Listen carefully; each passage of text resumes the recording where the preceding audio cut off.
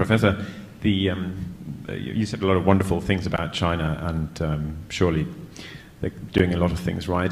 But how do you reconcile the fact that to make it work for China, it seems to be based on a high level of repression,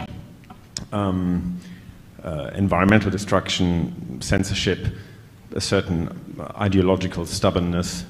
I mean, we've spoken about Hong Kong, the Uyghurs. How do you reconcile that, and why do you think that's? I mean, do you think that's tolerable? Thank you. I'm really glad you asked that question because your question captured very well the Anglo-Saxon media's perception of China. And I would suggest to you very bluntly that it's a distorted perspective of reality.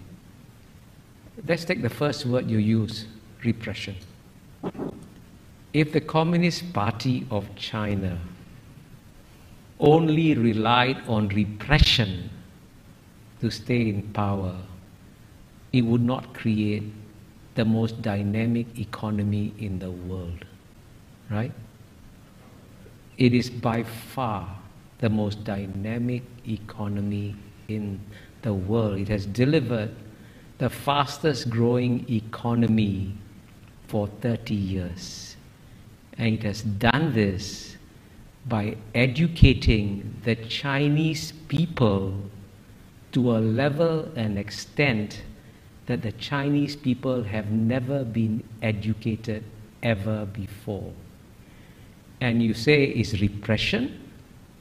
You obviously are taking the old Cold War mindset. I was in Moscow in 1976, and I saw repression in Moscow. And when I was in Moscow, the Soviet citizens were not allowed to travel outside the Soviet Union. That's repression. In the year 2019, 139 million Chinese left China freely. Guess what? Zero defectors. 139 million Chinese, right? That's twice the population of the UK. Went back to China. So all your description, when you say environmental degradation, China's climate change policies are far more responsible than those of the United States, which has not once, but twice withdrawn from global environmental protocols. Kyoto Protocol, the Bush administration left 8 years.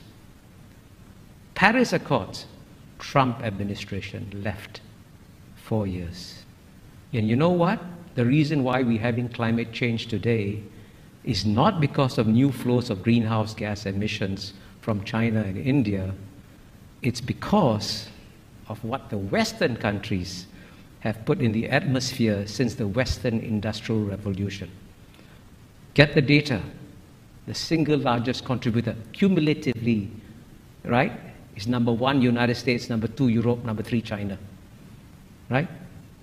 And the West wants China to pay an economic price for the current flows, but the West doesn't want to pay an economic price for what it put in the atmosphere.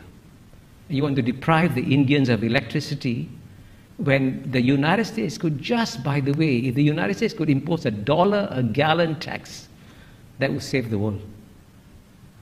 Cut down gasoline consumption, raise money for investment in green technology. Simple solutions.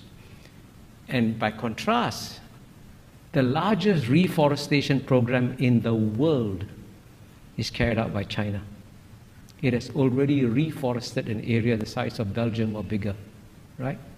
So all your descriptions capture the natural distortions of China that you get in the Anglo-Saxon media, which violate the rules of the Enlightenment, which say that you must be rational, calm, and objective, especially in understanding your adversary. And if the Chinese were as stupid and as incompetent as you describe them to be, don't worry about them. But I can assure you, you are now dealing with a far more intelligent and rational actor that doesn't fit any of the Anglo-Saxon categories that you applied to them. Please forgive my bluntness.